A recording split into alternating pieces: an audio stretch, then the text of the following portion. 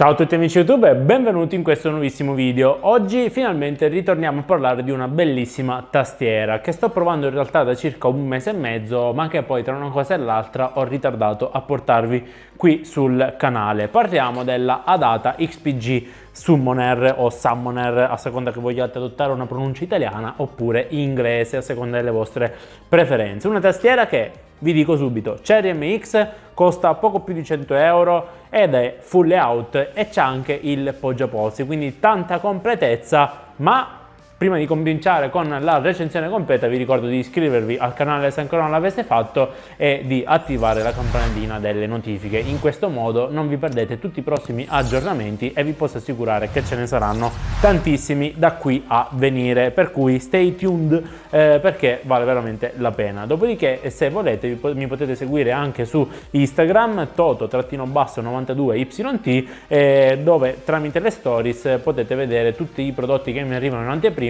e in quel caso pormi domande, avere approfondimenti, farmi un po' di richieste che poi porterò insomma nella recensione completa, e soprattutto darmi feedback magari diretti, cosa che potete fare anche qui sotto tramite i commenti senza alcun problema. Ma ritorniamo a parlare della protagonista assoluta del video, XPG Summoner, una tastiera con layout full che ha tutte le regolazioni del caso, è davvero completa e costa quanto una tastiera di fascia media, quindi da tenere sott'occhio anche per eventuali promozioni. Soprattutto ve lo dico subito, ha il layout in italiano, quindi tutti quelli che mi chiedono Toto, mi consigli una tastiera con layout in italiano? Questa, perché ha tutto, è completa, è costruita bene e vi soddisferà sia per il gioco sia per l'utilizzo quotidiano. Iniziamo subito dalla confezione e da quello che c'è al suo interno. Oltre alla tastiera, come già detto, trovate un poggiapolsi, 8 tasti cambiabili in rosso, sono più resistenti e realizzati in PBT e si sostituiscono i tasti che tendenzialmente usiamo di più quando giochiamo, ovvero i tasti freccia e i tasti WASD,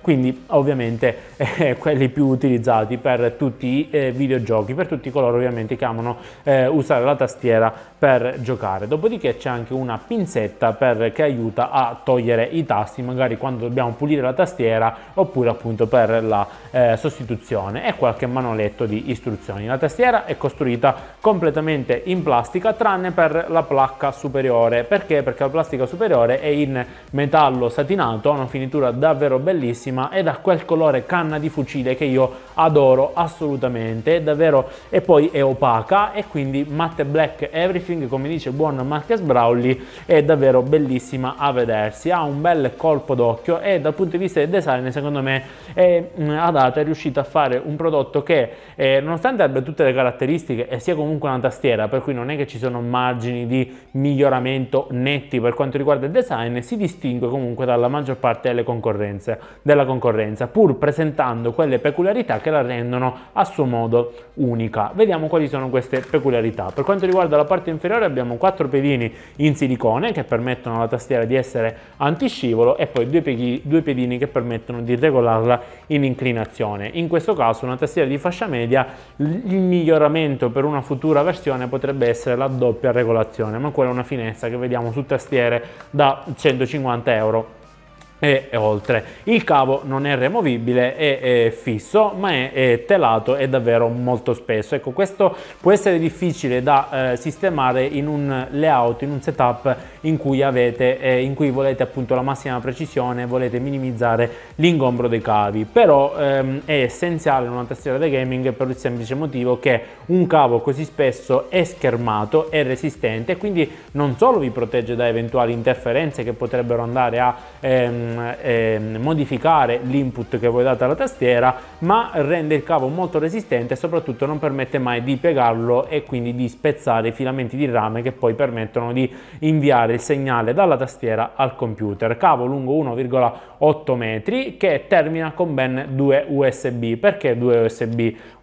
Questa qui permette di far funzionare la tastiera, quindi tendenzialmente alimenta l'alimentazione e vi permette di impartire i comandi al vostro computer. L'altra non è altro che una prolunga per abilitare la USB di tipo A che trovate nella parte posteriore, qui comodissima da raggiungere. A cosa serve? Beh, se usate una tastiera utilizzate il mouse, invece di avere un cavo che corre lungo la vostra scrivania fino ad arrivare al PC, tac, lo collegate direttamente alla tastiera e non perdete assolutamente alcuna funzionalità, perché essendo USB 2.0 vi permette di avere tranquillamente tutte le funzionalità di qualsiasi mouse sul mercato, anche quelli da gaming più avanzati e più costosi, e questa è secondo me una bella comodità che soprattutto non è scontato trovare su una tastiera a questo prezzo. Dopodiché layout full, i tasti sono in ABS, quindi un materiale che è vero, magari con un utilizzo molto intenso tende un po' ad usurarsi, ma io la sto utilizzando adesso da un mese, il feedback è comunque buono e per una tastiera da 100 euro, devo essere onesto, ci sta.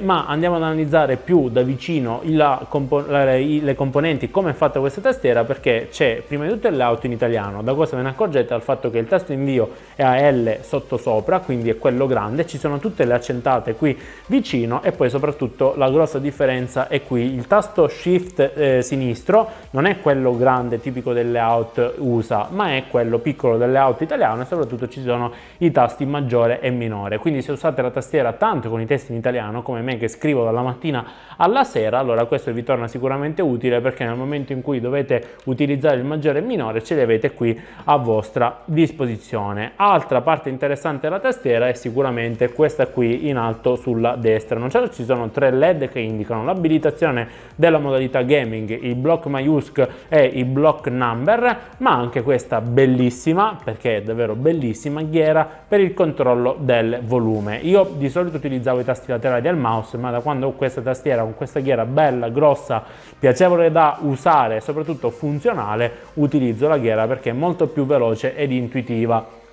E l'ho apprezzato davvero tantissimo. Secondo me è una di quelle caratteristiche che dovrebbe esserci su qualsiasi tastiera, perlomeno meccanica. Poi è ovvio che sulle membrane per esigenze di spazio può non esserci, ma dopo tutto chi è che usa una membrana? Scherzi a parte, completa la dotazione il pulsante che serve per mutare subito il volume, ed è molto intelligente aver inserito questo pulsante qua al posto dei tradizionali play e pausa, perché magari voi state giocando, c'è un trailer, c'è una partita, sentite chiamare, pum! Mutate subito il volume tramite questo pulsante e riuscite così a sentire quello che vi stanno dicendo magari da un'altra stanza, e secondo me nell'uso quotidiano questo è un grosso vantaggio, davvero molto utile. Bellissimo poi il logo XPG messo in rilievo qui sopra i tasti freccia, davvero molto bello e soprattutto discreto. Io non apprezzo mai quando i produttori mettono magari loghi strailluminati, ultra visibili, mi piace più un approccio stealth come questa Adata, in modo che si dia più importanza alla periferica in sé che non al brand che lo produce. Dopotutto le qualità qui ci sono. Completano la dotazione ovviamente i tasti da F1 a F12, che sono completamente personalizzabili tramite il software. Il software è il software di XPG che permette di configurare non solo questa tastiera ma tutte le periferiche compatibili XPG, quindi anche cuffie e mouse compatibili. Da lì potete regolare la retroilluminazione, abbiamo una retroilluminazione full RGB completamente customizzabile, quindi voi potete personalizzare il singolo colore di ogni singolo tasto, applicare un effetto che piace a voi, disabilitare la retroilluminazione in qualche tasto, e per esempio potete configurare la tastiera in un particolar modo che usate per esempio quando usate un programma di editing, quando usate Word per ricordarvi dove avete messo determinate funzioni, oppure quando giocate illuminare solamente la parte dei tasti che vi interessano e lasciare oscurati tutti gli altri. Questo permette di avere meno stress visivo, perché è inutile avere poi l'illuminazione completa quando utilizzate i soliti 10-15 tasti mentre giocate. È meglio illuminare solo i tasti che vi servono, e quindi avete meno fastidio dall'illuminazione che arriva appunto dalla tastiera dal basso, e questa è una cosa che nelle tastiere di questa fascia di prezzo molto difficile da trovare. Quindi brava Adata per aver inserito una cosa che poi dipende tendenzialmente dal software, quindi è lo sviluppatore che deve avere voglia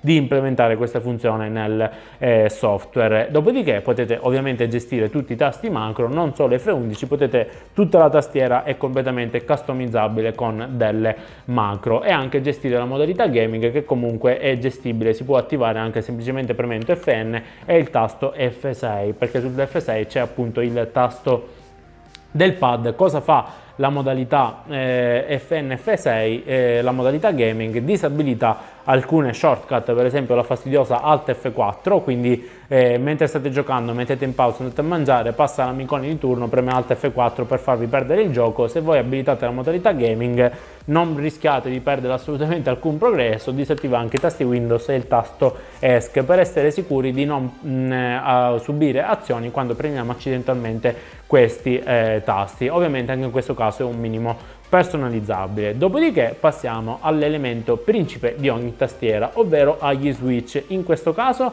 abbiamo, udite udite, degli switch Cherry MX Red, ma si può scegliere anche con Cherry MX Blue e Cherry MX Speed. Gli Speed io personalmente non li ho mai provati su una tastiera, quindi non riesco a darvi un parere. I Blue li consiglio solamente a chi usa la tastiera più per scrivere che non per giocare, perché essendo un po' più duri e avendo quel click per giocare non sono proprio l'ideale. I red ho imparato ad apprezzarli con il tempo, all'inizio mi piacevano tantissimo i brown. Devo dire che i red, essendo degli switch lineari senza click, nel gioco fanno assolutamente la differenza, e soprattutto ottenete anche una tastiera che comunque è un po' più silenziosa. Adesso riattacco il tasto e ve la faccio sentire. Comunque sì, il rumore che sentite non è il rumore dello switch, perché altrimenti se io premo con tranquillità lo switch non fa assolutamente alcun rumore. Questo rumore qui è il rumore che fa il tasto quando sbatte sulla base della tastiera, quindi non è assolutamente lo switch di per sé è silenzioso. Infatti anche scrivere con questa tastiera, anche nelle ore serali, quando magari ho la mia compagna che sta leggendo, sta guardando un film, sta seguendo un corso, non è assolutamente fastidioso anche per lei, cosa che invece con la precedente tastiera, che aveva switch clicky, era un po' più fastidioso ed era costretto a mettere delle cuffie con riduzione attiva del rumore. Ma evitiamo di perderci in chiacchiere. Quindi come si comporta questa tastiera? Assolutamente ottima sotto tutti gli aspetti. Tra l'altro è dotata di anti-ghosting full, quindi con N-key rollover potete premere tutti i tasti che volete, siete sicuri che l'input in caso di pressioni simultanee di più tasti viene comunque trasmesso al computer. Bellissimo il poggiaposti, me ne stavo quasi dimenticando, perché sotto ha una struttura rinforzata che vi permette di aumentare la rigidità. Ve lo faccio vedere, vedete, se io fletto così lui non va a flettersi troppo, certo un po' si piega perché è plastica, ma non va completamente a piegarsi. Questo gli permette di essere più leggero da spostare, da collegare, e poi si collega con aggancio magnetico. Ci sono due potenti magneti qui e ovviamente sulla tastiera, non appena lo avvicinate si aggancia, ma il fatto che non sia fisso con sistema meccanico è un grosso vantaggio per un semplice motivo. Io per esempio ho le mani grandi e quindi se usassi la tastiera con il poggiaposti attaccato così mi ritroverei con la mano un po' costretta, un po' piegata, non troppo comoda. Invece lo tengo a qualche centimetro, un centimetro e mezzo di distanza, e posso tenere la mano un po' più rilassata, e questo, se lavorate col computer per 10 ore al giorno, è sicuramente un grandissimo vantaggio, per cui apprezzo tantissimo i produttori che permettono di staccare il poggiaposti e regolarlo un po' più distante alla tastiera. Summoner XPG è una tastiera che mi ha soddisfatto in pieno e che ha il giusto prezzo. Per 105-110 euro circa riuscite ad avere un prodotto che assomiglia molto alla fascia più alta del mercato, non vi fa rinunciare a illuminazione RGB, switch Cherry, personalizzazione, customizzazione, tutto quello che volete. Certo, i tasti non sono in PBT completamente, certo non raggiunge il fascino di certe tastiere completamente personalizzabili, però è un prodotto che di per sé è solido e che si va a inserire secondo me sul mercato in maniera perfetta. Apprezzo tantissimo ghiera del volume, tasto muto e modalità gaming, secondo me sono molto utili nell'utilizzo di tutti i giorni. Dopodiché poi è comunque una tastiera, per cui fatemi sapere voi cosa ne pensate. Vi lascio il link per l'acquisto qui sotto nella descrizione, iscrivetevi al canale se ancora non l'aveste fatto, lasciate un bel mi piace e fatemi sapere nei commenti quale tastiera utilizzate e perché. Ciao!